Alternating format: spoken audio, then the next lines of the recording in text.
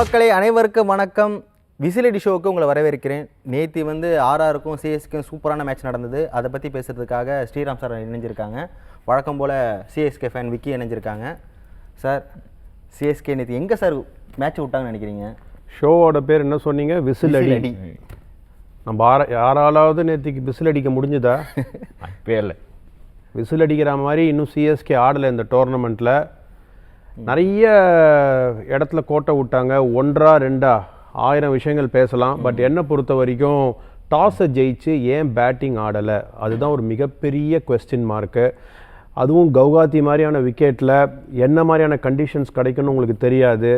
டீமோட காம்பினேஷன் பார்த்தீங்கன்னா டாப்பில் ரன் வரல. அப்படி இருக்கும்போது batting first would be a better option compared to chasing. ஏன்னா as a batting unit click பண்ணாத போது ஸ்கோர் போர்ட் ப்ரெஷர் எப்பயுமே இருந்துட்டு இருக்கும். ஸோ என்னை பொறுத்த வரைக்கும் அது ஒரு பிக்கஸ்ட் ஃபால்ட்டுன்னு சொல்லுவேன். பவர் பிளே பயங்கரமாக யூஸ் பண்ணாங்கன்னு நினைக்கிறேன் சார் ஆர்ஆர். அதுவும் ராணாவோட பேட்டிங் வந்து பயங்கரமாக இருந்துச்சு. திடீர்னு ஃபார்ம் எப்படி வந்தாலும் தெரியலையே. ராணா வந்து பின்னி பெடல் எடுத்துட்டாருங்க. அவருடைய பொசிஷன் பார்த்தீங்கன்னா நம்பர் 3 தான். ஆஃப் லேட் ஐபிஎல்ல பார்த்தீங்கன்னா கேகேஆர் ஆடும்போது நிறைய டீம்ஸ்க்கு ஆடும்போது நம்பர் 3ல நிறைய ரன்ஸ் அடிச்சிருக்காரு. ராணா இந்த பர்டிகுலர் இன்னிங்ஸ் பார்த்தீங்கன்னா 36 பால்ஸில் 80 ரன்ஸ் அடித்தாங்க. விச் மீன்ஸ் அவரோட ஸ்ட்ரைக் ரேட் வந்து 200 கிட்ட போயிட்டு இருக்கு. ஸோ அந்த ஒரு இன்னிங்ஸ் வந்து ஒரு மேட்ச் டிசைடிங் இன்னிங்ஸ்னு சொல்லலாம். But all set and ton அந்த 5வது ஓவர் ஏன் ரவிச்சந்திரன் அஸ்வினுக்கு கொடுத்தீங்க? என்னை பொறுத்த வரைக்கும் அந்த பர்டிகுலர் கண்டிஷன்ஸில் மூளையை பயன்படுத்தி கேப்டன்ஷிப் பண்ணணும். என்னை பொறுத்த வரைக்கும் ருத்துராஜ் கெய்க்வாட் இந்த ஃபஸ்ட்டு 3 மேட்சஸில் பார்த்தீங்கன்னாலும் அந்த அளவுக்கு அவருடைய கிரிக்கெட்டிங் மைண்டை யூஸ் பண்ணலன்னு தான் நான் சொல்லுவேன். குறையா நான் அதை சொல்லலை. ப்ராபப்ளி அவர் இன்னும் இம்ப்ரூவ் பண்ணலாம். அதே அவங்க பார்த்தீங்களா ஃபஸ்ட்டு 6 ஓவர்ஸில் எங்கேயாவது ஒரு ஸ்பின்னர்ஸை யூஸ் பண்ணாங்களா? யூஸே பண்ணவே இல்லை. ஸோ இந்த சின்ன சின்ன 1% தான் T20 கேமே காஸ் பண்ணும். நிறைய பேர் சொல்கிறாங்க காம்பினேஷனு டாஸை ஜெயிச்சு நம்ம ஆடாததுன்றது மிகப்பெரிய factor.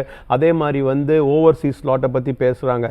IPL titles are always won by captains. நீங்கள் என்ன மாதிரியான டீம் வச்சுருக்கீங்கன்றது முக்கியம் கிடையாது. அந்த டீம் கிட்டேருந்து பெஸ்ட்டாக எப்படி எடுக்கிறீங்கன்றது தான் ரொம்ப முக்கியமான ஒரு விஷயம். அப்படி பார்த்தீங்கன்னா தோனி 5 தடவை, ரோஹித் சர்மா 5 தடவை, 2 வாட்டி Gautam Gambhir. It's only the captains who get the best out of a cricketing team. Power பிளேக்கு போகிற அளவுக்கு சிஎஸ்கே வந்து அகமட் மட்டும் தான் வச்சுருக்காங்க. கலீல் அகமட் மட்டும் தான் வச்சுருக்காங்க. வேறு யாரும் இல்லை இருக்கு சார். கலீல் அகமது அவரோட ரோலை ரொம்ப நல்லா பண்றாரு. பட் ஜேமி ஓவர்டனை நீங்க எப்படிங்க நியூ பால்ல குடிப்பீங்க? இங்கிலாந்துக்கே ஒரு நியூ பால்ல போடாத போது எப்படி நீங்க நியூ பால்ல குடிப்பீங்க? அது ஒரு டாக்டிக்கல் பிளண்டர். அதே மாதிரி அந்த 5th ஓவரை பத்தி நான் சொல்லிட்டேன். இப்போ நம்மளுக்கு தேவை லோக்கல் ஃபாஸ்ட் பவுலர்ஸை பிளேயிங் 11ல் ஆடியே ஆகணுங்க. அன்ஷுல் கம்போஜ் மாதிரியான ஆள் பிளேயிங் 11ல் வரணும். சென்னை அந்த அளவுக்கு ஈஸியாக காம்பினேஷனை டிஸ்டர்ப் பண்ண மாட்டாங்க. But 3 match Aadi 2 உதை. ஸோ இனிமேல்ட்டு காம்பினேஷனை மாற்ற மாட்டேன்னு வந்து அடம் பிடிச்சாங்கன்னு வச்சுக்கோங்களேன், வேலைக்கு ஆகாது இந்த டோர்னமெண்ட்டில் போக போக. ஏன்னா ஆட போகிற டீம்ஸ் எல்லாமே ரொம்ப நல்லா ஆடிட்டு இருக்காங்க. டிசியோட ஆட போகிறோம் அடுத்த மேட்ச் சேப்பாக்கில். அவங்க வந்து 2 மேட்சஸ் ஆடி 2 மேட்சஸுமே வின் பண்ணியிருக்காங்க. ஸோ என்னை பொறுத்த வரைக்கும் பிளேயிங் 11ல் சேஞ்சஸ் கண்டிப்பாக இருக்கணும். இப்போ டெவன் கான்வே மேலே வரணும்னு சொல்லி எல்லாரும் சொல்கிறாங்க. அப்படி டெவன் கான்வே வரணும்னா நீங்கள் ஒரு ஆல்ரவுண்டர் ஸ்லாட்டை பறி கொடுத்து தான் ஆகணும். ஜேமி ஓவர்டன் உட்காந்து தான் ஆகணும். அப்போ தான் டெவன் கான்வேயும் ருத்துராஜ் கெய்க்வாடும் ஓப்பன் பண்ணிட்டு நம்பர் 3 ரச்சின் ரவீந்திரா வரும்போது அப்போ லோக்கல் ஃபாஸ்ட் பவுலரோடைய ரிசோர்ஸ் ரொம்ப முக்கியம். அதனால தான் அன்ஷுல் கம்போஜ் பிளேயிங் 11ல் ஆடணும்னு நான் சொல்கிறேன். ஓகே சார், சிஎஸ்கே ஃபேனாக தொடர்ந்து தோல்வியாக சந்திச்சுட்டு வரீங்க, எப்படி ஃபீல் பண்ணுறீங்க? எங்கே விசில் அடிக்க விட்டா தானே நம்மளை விசில் அடின்னு ஷோவில் தான் வச்சதுக்கு வந்தவங்க என்னை இப்போ எங்கே விசில் அடிக்க விட்டதில்லை. இப்போ சார் எனக்கு ஒரு டவுட்டு சார். இந்த 5வது ரவி அஸ்வின் சொன்னீங்கல்ல, மன வருத்தம் தெரியுது பேசும்போதே. சொல்லுங்க. இந்த ரவி அஸ்வின் வேறு யார் சார் அங்கே போட்டிருக்கலாம்? 5th ஓவர் பார்த்தீங்கன்னா அந்த ஒரு இடத்துல வந்து உங்களோட பெஸ்ட் ஸ்பின்னர் இந்த ஃபர்ஸ்ட் 3 மேட்சஸில் யார் இருந்திருக்காங்க? ஆர் ஃபர்ஸ்ட் 2 மேட்சஸில் யார்? நூர் அகமத். அப்போ அந்த 5th ஓவர் நூர் அகமத் கிட்ட நீங்கள் கொடுத்துருக்கணும். மோர் ஓவர் நூர் அகமத் பார்த்தீங்கன்னா T20 leagues all around the globe ஆடிட்டு இருக்காரு. அப்படி இருக்கும்போது பவர் பிளேல எப்பயுமே அவர் ஓவர் நம்பர் 5 ஒரு ஓவர் நம்பர் 6 போட்டிருக்காரு. அண்ட் மோர் ஓவர் அந்த டைம்ல மேக்ஸிமைஸ் பண்ண பார்ப்பாங்க பேட்டர். அந்த மாதிரி டைம்ல மேக்ஸிமைஸ் பண்ணும்போது ஒரு விக்கெட் விடுறதுக்கான பாசிபிலிட்டிஸ் நிறைய இருக்கு. கன்சிஸ்டண்டா அந்த மாதிரி விக்கெட்ஸ் எடுத்திருக்காரு. ஸோ என்ன பொறுத்த வரைக்கும் that's a wrong choice from Ruturaj Gaikwad. அந்த இடத்துல நூர் அகமத் தான் போட்டிருக்கணும். சார் இன்னொரு டவுட் என்னன்னா, ரச்சின் ரவீந்திரா ஒரு left arm part time spinner, அவரை யூஸே பண்ணாம உள்ள பதுக்கியே வச்சிருக்காங்க. அதுக்கான ரீசன் என்ன சார்? சார் ஏற்கனவே இருக்கிற ஸ்பின்னர்ஸை யூஸ் பண்றது கிடையாது. அப்புறம் எங்கேருந்து சார் ரச்சின் ரவீந்திரா? ஆல்ரெடி நம்ம ஊர் ரவீந்திர ஜடேஜாக்கு 2 ஓவர் தான் அவர் கொடுக்குறாரு ருத்துராஜ் கெய்க்வாடு. நான் டோட்டலா திருப்பியும் சொல்றேன், இது வந்து கேப்டனோட டாக்டிக்கல் எரர் தான். பிளேயிங் 11 காம்பினேஷனை பற்றி எல்லா சேனல்ஸும் பேசுகிறாங்க, அங்கே பேச வேண்டிய விஷயமே கிடையாது. இது வந்து ஆஸ் அ கேப்டன் ஆன் ஃபீல்டில் நீங்கள் எந்த அளவுக்கு யோசித்து பண்ணுறீங்கன்றதான் ரொம்ப முக்கியமான ஒரு ஆஸ்பெக்ட். ருத்துராஜ் கெய்க்வாட் அந்த ஒரு ஆஸ்பெக்டில் கோட்டை விட்டுட்டு இருக்காரு. நல்ல டீம்ஸ், நான் திருப்பி சொல்கிறேன், சாம்பியன்ஷிப் வின்னிங் டீம்ஸ் எல்லாமே கேப்டன் எந்த அளவுக்கு ஃபீல்டு வச்சு எந்த அளவுக்கு பெஸ்ட் டீம் கிட்டேருந்து புல் பண்ணுறாங்களோ அவங்க தான் சாம்பியன்ஷிப் வின் பண்ணுவாங்க. ஸோ ஃபார் ருத்துராஜ் கெய்க்வாட் இந்த ஃபர்ஸ்ட் 3 மேட்சஸில் ஆவரேஜ் தான் சொல்லுவேன். சார் ஆர்ஆர் பேட்டிங்கை பற்றி சொல்லுங்கள் சார். ஏன்னா எனக்கு பெரிய பேட்டிங் ஆடுறா தெரியல. எனக்கு வந்து ஜெய்ஸ்வால் இருக்காரு, சஞ்சு சாம்சன் இருக்காரு, இப்போ ராணா ஃபார்முக்கு வந்திருக்காரு. அதுதான் நான் பார்க்குறேன். பராக் வந்து எப்பயாச்சும் மேட்ச் அடிக்கிறது தான் நம்மளுக்கு தெரியும். அது பெரிய டீமாக இல்லை பேட்டிங் ஆர்டரில், ஆனால் ஜெயிச்சிட்டாங்க. சார் அவங்க வந்து பேட்டிங் லைனை பார்த்தீங்கன்னா எக்ஸ்ப்ளோசிவ் பேட்டர்ஸ் கிடையாது, பட் எல்லாமே வந்து ஒரு upcoming and establish talent. Okay, bowling தான் உங்களுக்கு மிகப்பெரிய சொதப்பல். ஜோஃப்ரா ஆர்ச்சர் நேத்திக்கு அவருக்கு என்ன சனி பயிற்சியோட மாற்றமோ என்னமோ தெரில, நேத்திக்கு சொருகி தள்ளிட்டாரு ஃபர்ஸ்ட் 3 ஓவரில். Apart from that Theekshana Wanindu அசரங்காவை எடுத்தீங்கன்னா அது வந்து ஒரு கோழி போலிங் லைனப். வேறஸ் பேட்டிங்கை பார்த்தீங்கன்னா ஒரு ஜெய்ஸ்வாலுக்கும் சாம்சனுக்கும் பட்டுதுன்னு வச்சுக்கோங்களேன், மேட்சை முடிச்சிடுவாங்க. அவங்க வந்து explosive batting lineup, bowling quite weak தான். பட் சென்னை வந்து 183 எல்லாருமே பார் பிளஸ் ஸ்கோருன்றாங்க அந்த பர்டிகுலர் கண்டிஷனில். அல்கோரிதத்தை வச்சு சொல்கிறாங்க. அல்கோரிதம் ஸ்டாட்டிஸ்டிக்ஸு இதென்ன கணக்கா பார்த்துட்டு இருக்காங்க உட்காந்துட்டு மேட்ச் ஆடிட்டு இருக்கோம். கிரிக்கெட் இது வரைக்கும் சேஸ் பண்ணதில்லை 7 இயர்ஸாக சிஎஸ்கே. கண்டிப்பாக அதுக்கு காரணம் எங்கன்னு நீங்கள் நினைக்கிறீங்க? Middle order fire power is missing. நானும் இதை வந்து ரொம்ப ஃபயர் பவர்னு சொன்னால் ஸ்டீஃபன் ஃபிளமிங் கோச்சுப்பார், அவருக்கு அந்த வார்த்தை சொன்னால் பிடிக்காது. பட் உண்மையான நிதர்சனமான உண்மை என்னன்னு பார்த்தீங்கன்னா துபையோட மேட்ச் பண்ற ஒரு எக்ஸ்ப்ளோசிவ் ஹிட்டர் இல்லை.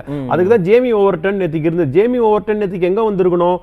எய்தர் இந்த விக்கெட் விழுந்தது பாருங்க, சுபம் துபே விக்கெட் விழுந்தோடனே அங்கே ஜேமி ஓவர்டன் வந்திருக்கணும். அங்கே வந்து யார் அமிச்சாங்க? விஜய் சங்கர் அமிச்சாங்க.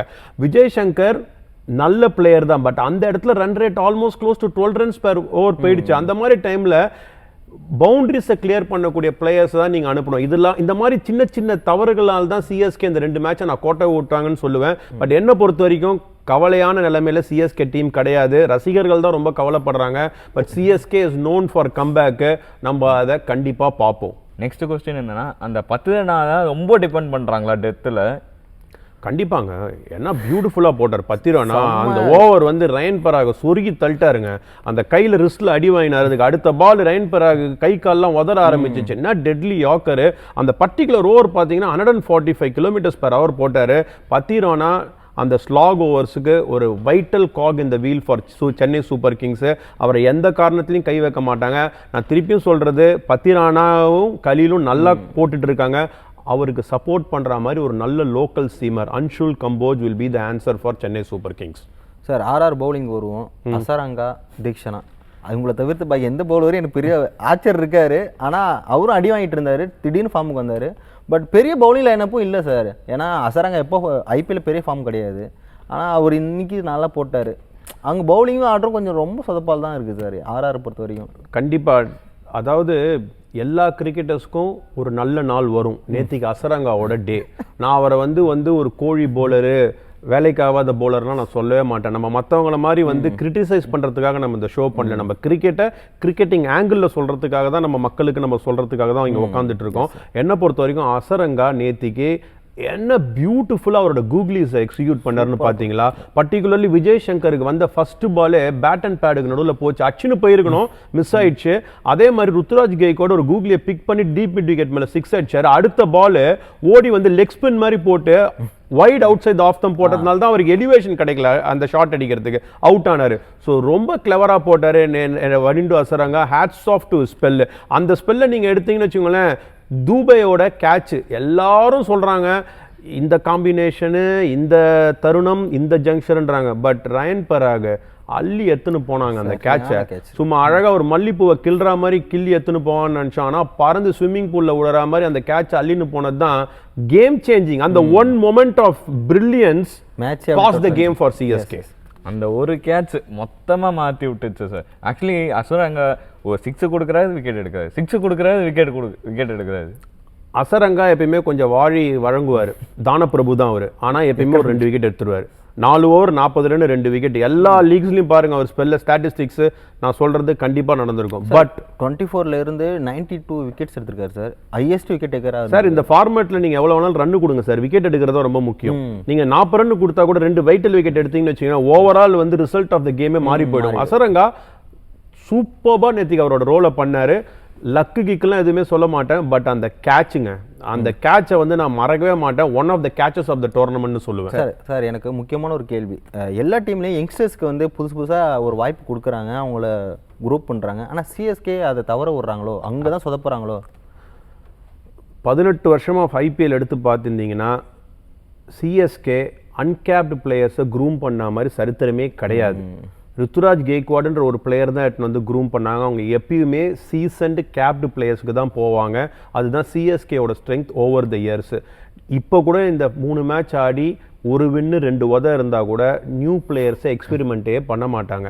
சிஎஸ்கே தமிழ்நாடு பிளேயரு சுத்தமா இல்ல. தமிழ்நாடு பிளேயர் தான் நேற்றுக்கு கொடுத்தாங்களே விஜய் சங்கருக்கு. அவர் வந்து கொடுத்த வாய்ப்பை நான் பயன்படுத்தலன்னு சொல்ல மாட்டேன். வந்த சிச்சுவேஷன் ஆஃப் த கேம் அந்த மாதிரி இருந்தது. அங்கே வந்து என்ன கர்ணம் தப்பினா மரணம் தான், ஒன்று அடி இல்லைனா பேக் டு ட்ரெஸ்ஸிங் ரூம், அந்த மாதிரி சிச்சுவேஷன்ல தான் ஒரு விஜய் சங்கர் உள்ள வந்தாரு. பெரிய டீமுக்கு வந்து ஒரு அடையாளமே ஒரு நியூ பிளேயரை அன்கேப் பிளேயரை வந்து குரூம் பண்ணி அனுப்புறது தானே. அது சிஎஸ்கே தவறது வந்து கொஞ்சம். சார் ஐபிஎல்லை பொறுத்த வரைக்கும் it's a breeding ground for young cricketers, no doubt about it. ஒரு ஃப்ரான்ச்சைஸி டிஃப்ரெண்ட் அப்ரோச்சில் போவாங்க. சென்னையை பொறுத்த வரைக்கும் நான் உன்னை வளர்த்து விடுறதுக்கு இருக்கேனா இல்லை நான் கப்படிக்கிறதுக்கு இருக்கேனா, அதுதான் சென்னையோட மென்டாலிட்டி. அப்படி தாங்க இருக்கணும். இது வந்து உருவாக்கக்கூடிய இடம் வந்து தான் உருவாக்கக்கூடிய இடம் நிறைய பேர் சொல்லுவாங்க. உருவாக்குறதுக்கு சர்டன் ஃப்ரான்ச்சைஸி இன்வெஸ்ட் பண்ணுறாங்க. மும்பை வந்து டேலண்ட் ஸ்கவுட்டில் நல்ல பிளேயர் எடுக்கிறான், ஆர்ஆர் வந்து இன்வெஸ்ட் பண்ணுறான். இந்தியன் கிரிக்கெட்டுக்கு நல்ல பிளேயர்ஸ்லாம் கிடச்சிருக்காங்க த்ரூ ஐபிஎல் மூலமாக. பட் சென்னையை பொறுத்த வரைக்கும் அவங்களுக்கு வந்து ஒரே குறி தான், அச்சா மாங்கா அது சாம்பியன்ஷிப் மட்டும்தான். அதனால இந்த யங் பிளேயர்ஸ்லாம் க்ரூம் பண்ற சீனே கிடையாது சார். அப்படின்னு பார்த்தா இப்போ அன்கேப்ட் பிளேயர் வச்சிருக்கோம் சார், 43 இயர்ஸ் ஓல்டு. அவரோட புகழை வந்து நிறைய பேசிட்டோம், நிறைய சேனல்ஸ் டிஸ்கஸ் பண்ணிட்டாங்க. பட் எம்எஸ் தோனியை பொறுத்த வரைக்கும் நேத்தி கூட வந்து நிறைய பேர் சொன்னாங்க ஒரு 2-3 பால் டாட் பால் ஆட்டாரு அப்படின்னு சொல்றாங்க. அவர் டாட் பால் ஆடினது எதுக்காகன்றத லாஜிக் புரிஞ்சுக்கணும். எப்பயுமே தோனியோட ஸ்ட்ரென்த் என்ன, லாஸ்ட் ஓவர் வரைக்கும் எடுத்துன்னு போய் ஃபினிஷ் பண்ணக்கூடிய பொட்டன்ஷியல் உள்ள ஒரு பிளேயர் தான் எம்எஸ் தோனி. லாஸ்ட் ஓவர் நேற்றுக்கு 20 ரன் அடிக்கணும், ஆல்மோஸ்ட் க்ளோஸாக எடுத்துன்னு வந்தாங்களா, அந்த கேட்ச் மாட்டிக்கிச்சு டீப் மிட் விக்கெட் மேலே. எந்த ஒரு பிளேயர் லாஸ்ட் வரைக்கும் எடுத்துட்டு போயிட்டு அந்த கேமை ஃபினிஷ் பண்ணக்கூடிய கெப்பாசிட்டி இருக்கோ அவங்கலாம் வந்து வேற லெவல். அதை தோனியெல்லாம் வந்து டிஸ்கஸ் பண்ற அளவுக்கு நம்ம யாருமே பெரிய ஆள் கிடையாது. தோனியை விட சின்ன ஒரு விமர்சனமே வச்சிங்க சார். ஏன்னா போன மேட்ச் வந்து 9th டவுன் இறங்கினாரு, 9th பேட்ஸ்மேனா இறங்கினாரு. இப்போ ஏன் முன்னாடி இறங்கினது காரணம் என்ன நினைக்கிறீங்க? சிச்சுவேஷன் ஆஃப் த கேமுங்க. அந்த இடத்துல ரெஸ்பான்சிபிலிட்டி எடுத்து ஆட முடியும்னு நினைச்சாரு. பட் ப்ரீவியஸ் கேம் ஏன் வரலன்னு சொல்லி கேக்குறீங்க. ப்ரீவியஸ் கேம் ஆல்மோஸ்ட் கையை விட்டு போயிடுச்சுங்க ஆர்சிபியோட. அப்ப asking rate was almost close to 16 runs per over. அப்ப வந்து தோனி அந்த இடத்துல நான் லாஸ்ட் ஷோலயே சொன்னேன், வந்து அவுட் ஆயிருந்தாருன்னு வச்சுக்கோங்களேன். யாரு வந்து பின்னாடி அந்த ரன் ரேட்டை க்ளோஸா எடுத்துன்னு வரதுக்கு யார் இருந்தாங்க? அதுக்கப்புறம் அஸ்வின் மட்டும்தான். ஸோ அதனால தான் தோனி பின்னாடி வந்தார். பட் இந்த மேட்ச்ல எல்லாரும் சொன்ன மாதிரி நம்பர் 7ல வந்து ரெஸ்பான்சிபிலிட்டி எடுத்து ஆடினார்ல சார். 43 வயசுல வந்து கிரிக்கெட் ஆடுறதே பெரிய விஷயம் சார். தவழற காலத்துல ஒரு மனுஷன் வந்து கிரிக்கெட் ஆடிட்டு இருக்காரு. ஏன் சார் விளையாடணும்? அவர் விளையாடினாதான் சார் அதுக்கு ஒரு யங்ஸ்டர்ஸ்க்கு வாய்ப்பு கொடுத்தா கொஞ்சம் நல்லா இருக்கும்ல சார். 43 வயசுல அவர் ஆடுறாரு, அது ஒரு பெரிய விஷயம். ரெண்டாவது கிரௌட் யாருக்காக வருது? சிஎஸ்கேக்கு வருதா, மகேந்திர சிங் தோனிக்காக வருதா, எம்எஸ்டிக்காக தானே வருது? ஸ்பான்சர்ஷிப் யாரால வருது? இந்தியா சிமெண்ட்ஸ் இத்தனை வருஷம் அவர் ஏன் வச்சிருக்காங்க? இதெல்லாம் யோசிக்கணும். ஐபிஎல் வந்து ஒரு என்டர்டெயின்மெண்ட் அலாங் வித் பிஸ்னஸ். தோனின்ற ஒரு ஆளோட மூஞ்சி தெரிஞ்சா மட்டும்தான் வியூவர்ஷிப் எல்லாமே கிடைக்கும். தோனி என்னைக்கு ஐபிஎல் விட்டு போறாரோ சிஎஸ்கேவோட மவுஸ் கண்டிப்பா குறையுங்க. இதை ஏத்துக்கிறீங்களா? ஆக்சுவலி பார்த்தா உண்மையான சிஎஸ்கே ஃபேன் சிஎஸ்கேக்கு ஃப்ரான்ச்சைஸ்க்கு லாயலாக இருக்கணும். டோனி என்னதான் எங்களுக்கு பிடிச்சாலும் இப்போ நெக்ஸ்ட் வந்து ருத்துராஜ் கெய்க்வாட், ஜடேஜா இந்த மாதிரி உள்ள பிளேயர்ஸ் இருக்காங்க. பட் டோனியோட மவுஸ் சொன்ன மாதிரி கம்மியாக வாய்ப்பு இருக்குது. பட் என்னதான் இருந்தாலும் சிஎஸ்கே வில் பி சிஎஸ்கே. தோனியோட மவுஸு கடைசி காலம் வரைக்கும் மவுஸு கம்மியே ஆகாது. 100% நீங்கள் எழுதிக்கோங்க. இன்னொரு 5 வருஷம் விளையாடுவார். தோனி வந்து அவர் விரும்பி ஆடலைங்க, ஃப்ரான்ச்சைஸே அவர் ஆட சொல்கிறாங்க. அதை தான் மக்கள் புரிஞ்சுக்கணும். ஏன்னா தோனியோட ப்ரெசன்ஸ் வந்து அந்த டீமுக்கு ரொம்ப முக்கியம். லீவ் அலோன் தி என்டோர்ஸ்மெண்ட், பிராண்டிங் எல்லாத்தையும் விட்டுருங்க. தோனி பிகைன் த ஸ்டெம்ஸ் இருக்கிறது வந்து அவ்வளோ ஒரு importance for the captain Ruturaj Gaikwad. Ruturaj Gaikwad ஒன்றும் எஸ்டாப்ளிஷ் கேப்டன் கிடையாது, இப்போ தான் அப்கமிங் கேப்டன். ஸோ அந்த மாதிரியான ஒரு கேப்டனுக்கு தோனியோட இன்புட்ஸ் ரொம்ப முக்கியம். அதனால தான் ஒரு உடஞ்ச முட்டியோட ஆடிட்டு இருக்காரு. அவர் 6 வாங்க 5 வாங்கலாம் சொல்லாதீங்க, அவர் உள்ள இருக்கிறதே அட்வான்டேஜ் தான். ஓகே சார், அடுத்து ஒரு தரமான சம்பவங்கள் இந்த மேட்ச்சில் ஆர்ஆருக்கும் சிஎஸ்கே நடந்த தரமான சம்பவம் எது சார் பார்க்குறீங்க? தரமான சம்பவம்னு பார்த்தீங்கன்னா 1 2 சொல்வது பல விஷயங்கள் இருக்குது. அதில் நான் பார்த்த தரமான சம்பவம் ஃபஸ்ட்டு நிதிஷ் ராணாவோட ஆட்டம். அந்த மேட்சப் அகேன்ஸ்ட் ரவிச்சந்திரன் அஸ்வின் ஒரு 19 ரன் அடித்தார். ஒரு ஆஃபை பேசிட்டு அடுத்த ஆஃபுக்கு போகலாம், சரிங்களா? அதுக்கப்புறம் வந்து பார்த்தீங்கன்னா அந்த பத்திரானாவோட அந்த ஓவர் டெட்லி ஓவரு, அதை மறக்க முடியாது. செகண்ட் ஆஃப் வந்தீங்கன்னா ஜோஃப்ரா ஆர்ச்சர் ரச்சின் ரவீந்திராக வாங்கிக்கின்னு போச்சுங்க. தான் ப்ரூவ் பண்ணிட்டார். ஆஷஸில் வந்து என்னைக்கு ஸ்டீவன் ஸ்மித் மண்டையை உடச்சாரோ அதே ஸ்பெல்ல திருப்பியும் பார்த்த மாதிரி இருந்தது நேற்றுக்கு அந்த 3 ஓவரு. அது வந்து ஒன் ஆஃப் த ஹைலைட்ஸ்னு சொல்லலாம். அதுக்கப்புறம் பின்னாடி பார்த்தீங்கன்னா நம்ம ரியான் பராகோட எக்ஸ்ட்ராடனரி கேட்ச் எல்லாத்தையும் டிஸ்கஸ் பண்ணிட்டோம். But one defining moment of the game என்ன கேட்டிங்கன்னா அந்த கேட்ச் எடுக்கலன்னு வச்சுக்கோங்களேன், துபே இன்னும் 2 சிக்ஸரை உள்ள தள்ளி மேட்சை முடிச்சிருப்பாரு. அந்த catch was the biggest turning point of the game. Super sir. Sir இப்போது ஆக்சுவலி பார்த்தீங்கன்னா அந்த தரமான சம்பவங்களை சென்னை சூப்பர் கிங்ஸ் அந்த கடைசி 5 ஓவர் அது வருமா சார்? 5 ஓவர் நிறுத்தினதை பற்றி கேட்குறீங்களா? முதல்ல விட்டு பின்னாடி போட்டிகள் என்னங்க அர்த்தம் இருக்குது? ஒரு மேட்டரும் கிடையாது, அது வேஸ்ட் தானே. நம்ம எதுக்கு ஆடுறது? வின்னுக்கு தானே ஆடுறது. ஃபர்ஸ்ட் 6 ஓவரில் எல்லா சொதப்பிலையும் சொதப்பிட்டு பின்னாடி நான் புஷ்டேன் நிறுத்திட்டேன், ரிசல்ட் என்ன? மேட்ச் உதல.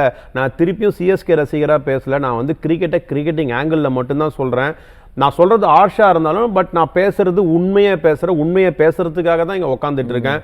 என்னை பொறுத்த வரைக்கும் சிஎஸ்கே இந்த டோர்னமெண்ட்டில் பிளே ஆஃப் போனோன்னா அவங்களுடைய காம்பினேஷனை பற்றிலாம் கவலைப்படக்கூடாது, அவங்களுடைய பிளேயிங் 11 பற்றிலாம் ரொம்ப சிந்திக்க வேண்டாம். ருத்துராஜ் கெய்க்வாட் கிட்ட ஸ்டீஃபன் ஃப்ளெமிங்கும் தோனியும் உட்காந்து you should be on your toes when you are leading the டீம்னு ஒரே வார்த்தை சொல்லி என்ன மாதிரியான டைமில் எந்தெந்த போலர்ஸை நீ கேம்குள்ளே எடுத்துகிட்டு வரணும் அப்படின்றத கற்றுக் கொடுத்தாங்கன்னா CSK will go to the பிளே ஆஃப்ஸுங்க.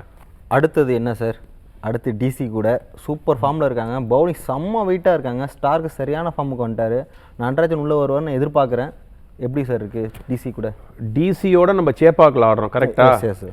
ஸோ அது வந்து ஒரு afternoon game. So afternoon game போது கண்டிஷன்ஸ் டோட்டலாக மாறும். அப்போ வந்து டியூன்ற ஃபேக்டர் வெளியே போயிடும். அதே மாதிரி விக்கெட்டு வந்து ஆஃப்டர்நூன் கேம்ஸில் ஜென்ரலாகவே ஃப்ளாட்டாக இருக்கும். இந்த வெயிலை பற்றி நம்ம சென்னை வெயிலை பற்றி தெரியும், கேட்கவே வேணாம். தயவு செய்து ஃப்ளெமிங் கால்லையும் ருத்துராஜ் கைக்வாட் கால்லையும் ஒரு டாஸை வின் பண்ணி பேட்டிங் ஆடிங்கயா. எத்தனை வாட்டி தான்யா சொல்கிறது? ஏன் ப்ரெஷரை போட்டுக்கிறீங்க? ஒரு வாட்டியும் சேஸ் பண்ணி முதல்ல பேட்டிங் ஆடுங்க. அழகாக ஒரு 190 ஆன் தி போர்டு போடுங்க. அதுக்கப்புறம் உங்களுக்கு 3 ஸ்பின்னர்ஸ் இருக்காங்கய்யா, தாதா ஸ்பின்னர்ஸ், அவங்கள கரெக்டாக யூஸ் பண்ணுங்க. அவங்க 3 பேருமே இது வரைக்கும் இந்த முதல் 3 மேட்ச்சில் அவங்களோட ஸ்பெல்லை கம்ப்ளீட்டே பண்ணவே இல்லை. அதுவே மிகப்பெரிய தவறு. அப்போ இது வந்து போலர் தப்பா கேப்டனோட தவறா? நான் ருத்துராஜ் மேலே குற்றம் சொல்லவே இல்லை. நான் ருத்துராஜ் கிட்ட கேட்கறது என்ன, இன்னும் கொஞ்சம் ப்ரோ ஆக்டிவ், ஒன் ஸ்டெப் அகேடாக இருந்து டீமை லீட் பண்ணனா சிஎஸ்கே வச்சிருக்கிற டீமுக்கு டாப் 4 ஷூராக போகுங்க. கண்டிப்பாக அப்போது டிசி கூட ஏதாவது பிளேயிங் 11 சேஞ்சஸ் இருக்குன்னு இருக்கா? நான் என்ன ஜோசியரா இங்கேருந்து சொல்கிறதுக்கு? அதை நீங்கள் ஸ்டீஃபன் ஃப்ளெமிங் கிட்ட தான் கேட்கணும். என்னை பொறுத்த வரைக்கும் நான் இந்த மேட்ச்லேயே வந்து எதிர்பார்த்த மாதிரி தீபக் ஹுட்டாவை உட்கார வச்சாங்க. ஸோ த்ரிபாத்தியை அடுத்த மேட்ச் கை வைக்கிறதுக்கான நிறைய பாசிபிலிட்டிஸ் இருக்குது. ஸோ த்ரிபாத்தி போனாங்கன்னா யார் உள்ளே வர போகிறாங்க, அந்த இடத்துல லோக்கல் டேலண்ட் யார் எடுத்துகிட்டு வர போகிறாங்கன்னு தெரில. ஏன்னா ஷேக் ரஷீத்னு ஒரு பேட்ஸ்மேன் இருக்கார், அவருக்கு சான்ஸ் கொடுப்பாங்களா? அதே மாதிரி அன்ஷுல் கம்போஜை உள்ள பிளேயிங் 11 எடுத்துகிட்டு வருவாங்களா? ஒரு overseas foreign slot allrounder Jamie ஓவர்டனோ இல்லை சாம் கரனை காலி பண்ணிவிட்டு மேலே டெவன் கான்வாய் எடுத்துகிட்டு வருவாங்களான்ற மாதிரி விஷயம் வந்து பேச்சுவார்த்தையில் இருக்கும். பட் அவங்களுக்கு வந்து டைம் கொஞ்சம் இருக்குது, ஒரு 4-5 நாள் இருக்குது. ஸோ ப்ராக்டிஸில் யார் யார் என்ன மாதிரி ஷேப் அப் பண்ணுறாங்கன்றதை பார்த்து அதுக்கேற்ற மாதிரி ஒரு காம்பினேஷன் எடுத்துகிட்டு வருவாங்க. திருப்பியும் நான் சொல்கிறேன், combination is not a factor. Runs வராதது ஃபேக்டர் கிடையாது, அந்த ரிதம் இல்லை டீம் கிட்ட.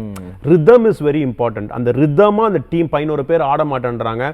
அது கேப்டன் தான் அந்த ரிதம் எடுத்துகிட்டு வரணும். அந்த ரிதமை ஒன்ஸ் பிடிச்சிட்டாங்கன்னா சிஎஸ்கே வச்சு செஞ்சுருவாங்க மற்ற டீம். ஓகே சார், அடுத்து டிசியோட மேட்ச்லாம் பார்த்துட்டு நிறைய பாயிண்ட்ஸபிள் வர நம்ம பார்க்க வேண்டியதெல்லாம் இருக்குது. இதை பற்றி நிறைய பேச வேண்டியது இருக்குது. அடுத்த மேட்ச் நம்ம பேசுவோம் சார். கண்டிப்பாக அடுத்த மேட்ச் டிசி மேட்ச் முடிஞ்சதுக்கப்புறம் நிறைய பேசலாம். புதுயுகம் வியூவர்ஸ் நம்ம ஷோவை பார்த்துட்டு இருப்பாங்க. உங்களுடைய ஃபீட்பேக்ஸ் எதுவாக இருந்தாலும் கொடுங்க, எங்களை தொடர்ந்து சப்போர்ட் பண்ணுங்கள். இங்கே நாங்கள் வந்திருக்கிறது குவாலிட்டி கிரிக்கெட் பேசுறதுக்காக மட்டும்தான். நன்றி மக்களே.